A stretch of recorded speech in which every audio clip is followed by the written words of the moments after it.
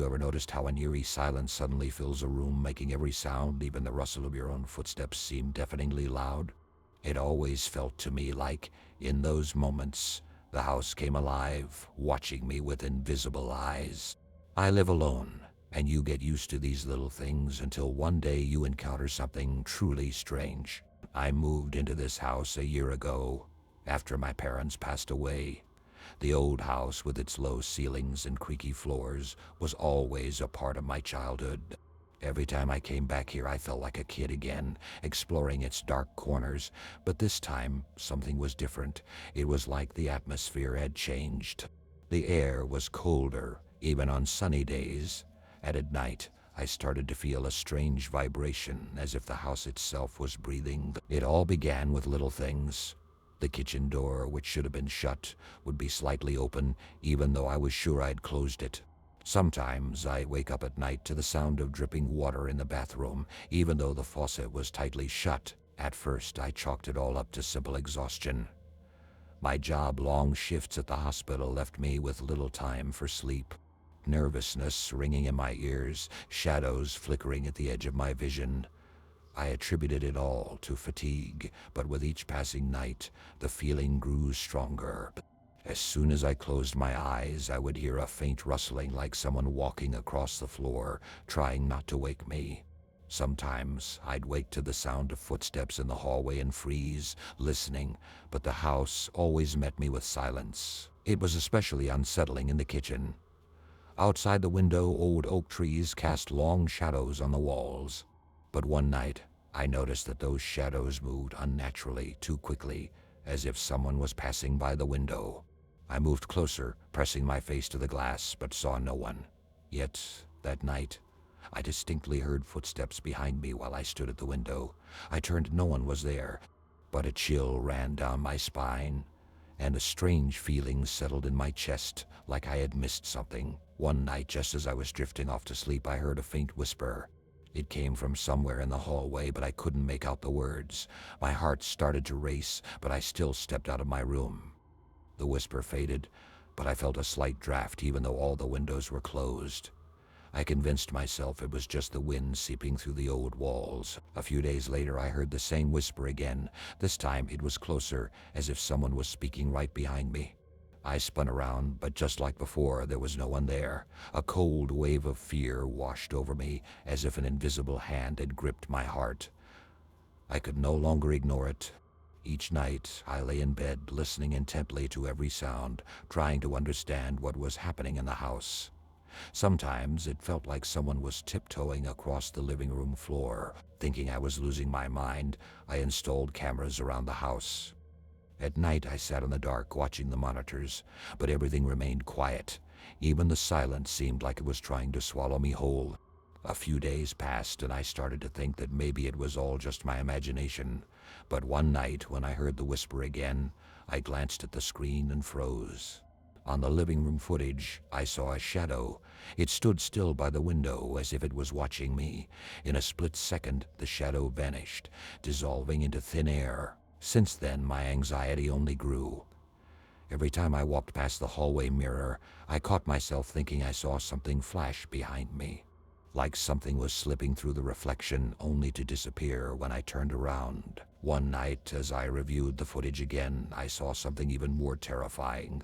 The video showed the living room door slowly opening, and a vague silhouette appeared in the doorway. I jumped up and ran to the living room with a flashlight, but there was no one there. But I noticed something else. On the dusty floor in front of the door, there were footprints deep, as if left by bare feet. It was impossible. I was alone, and the house hadn't seen another person in years. I began researching the house's history and found an article about the previous owner who had gone missing a few years ago. They said he suffered from hallucinations, heard voices. The police never found a body or any signs of a struggle. They assumed he had just left and disappeared somewhere in the woods, but I knew that wasn't true. I felt his presence, his whisper slowly driving me mad. The night I heard the whisper again, I couldn't hide in fear any longer. I went straight to the living room, flashlight in hand. But as I stepped inside, the light flickered and I felt something cold brush against my hand. I froze, not daring to move, as I heard a whisper right next to my ear. "He's still here." I ran out of the house, not caring what I left behind. I spent the entire night in my car, staring at the dark windows of my house, waiting to see whatever it was that whispered to me in the silence. Dawn brought me only a small sense of relief.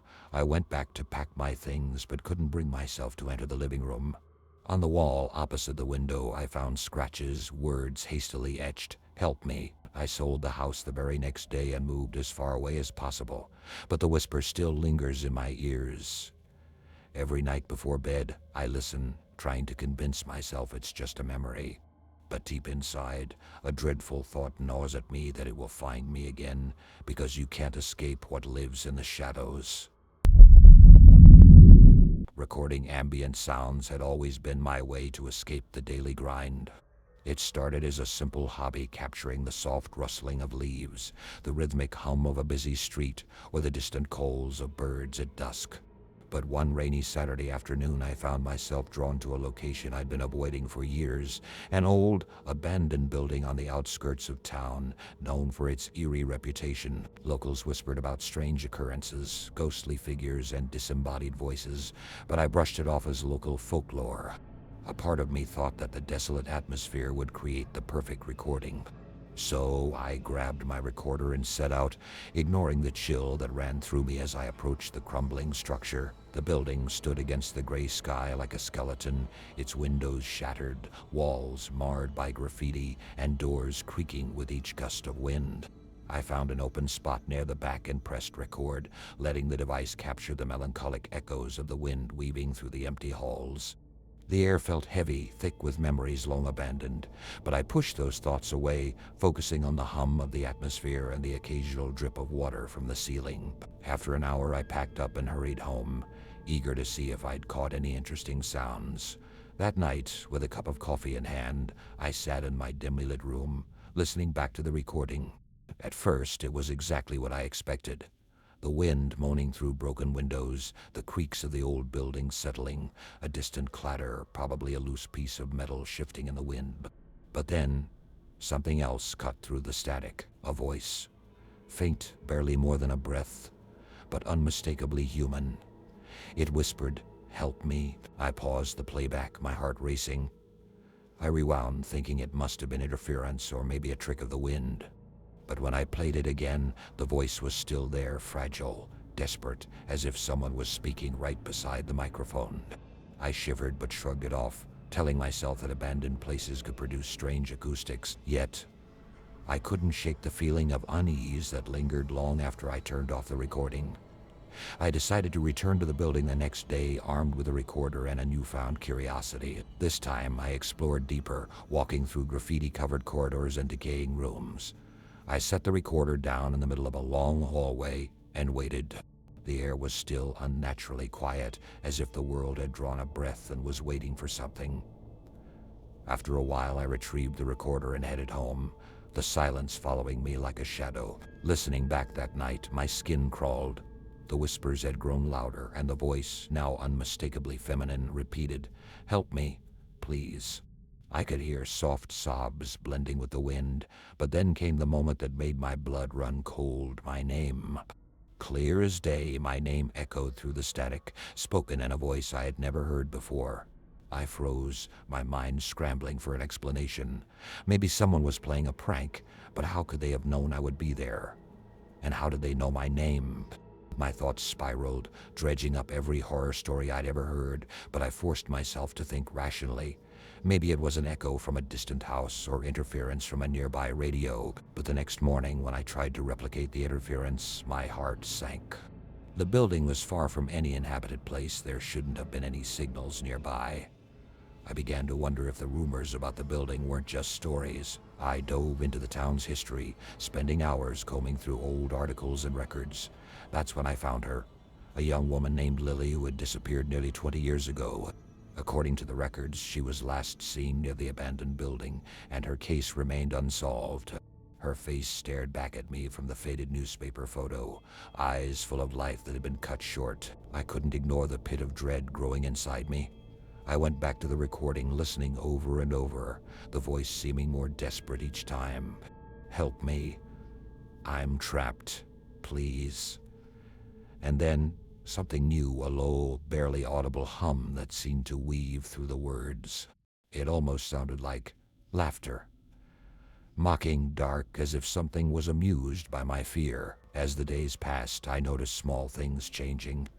My home, once a refuge, felt colder, the shadows deeper.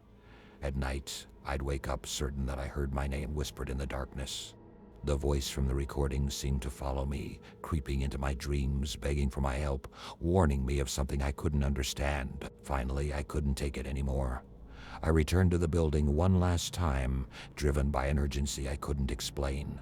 It was as if some invisible hand was pulling me back, leading me into the heart of the decaying structure.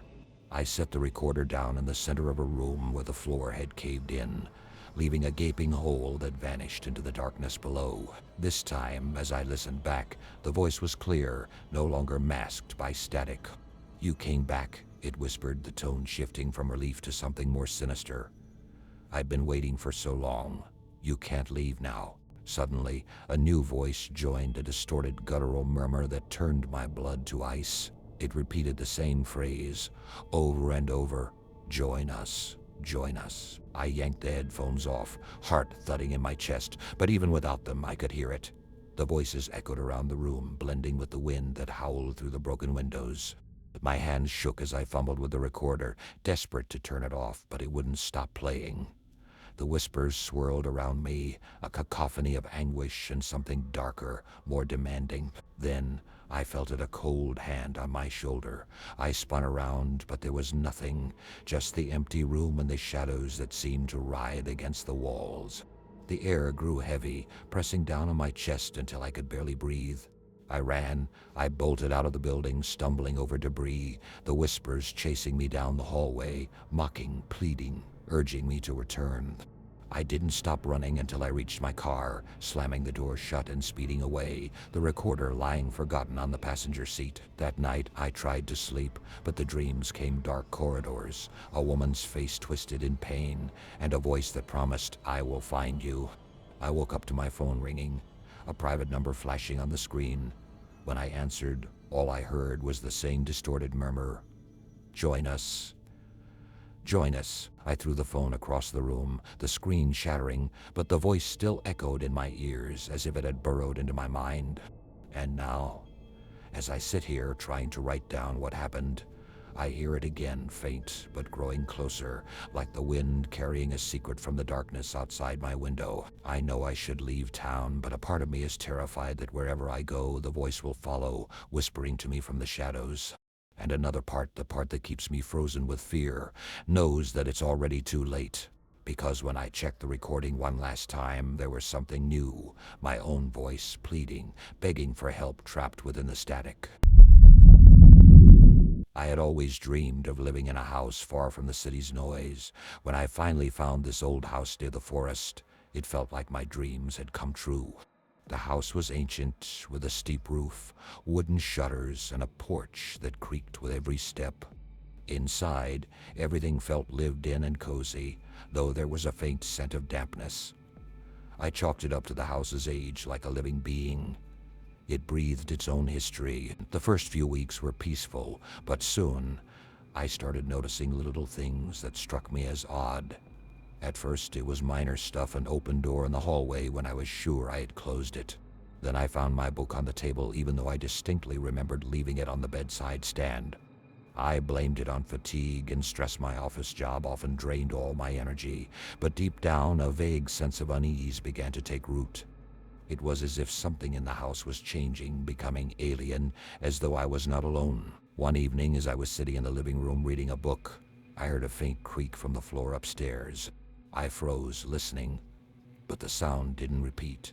Deciding it was just the house settling or the wind outside, I went back to my book. But over the next few days, the sounds grew more frequent, muted footsteps, like someone cautiously moving through the hallway. I went upstairs, checked every room, but found nothing. Each time, the house greeted me with silence. With every night, the feelings of unease grew stronger. I began to feel a chill in the house, even when the weather was warm. Sometimes I had the sensation that someone was standing behind me, but when I turned around, there was no one there. I started having nightmares, more often dark figures in the corners of my room, which seemed to dissolve when I got closer. One night, I heard those footsteps again. This time, they were closer, right outside my bedroom door. I held my breath, straining to hear, but the sounds stopped. The next morning, I found small scratches on the floor in front of the door, as if something had been clawing at it. I tried convincing myself it was just the old wood, but my mind refused to believe it. I began locking all the doors at night, even propping chairs against them, but it didn't help. One day, I noticed the basement door, which I always kept locked, was slightly ajar. A creaky staircase led down into the basement, a place I rarely visited. When I went down there, everything looked the same: dusty boxes, old furniture. But the atmosphere had changed.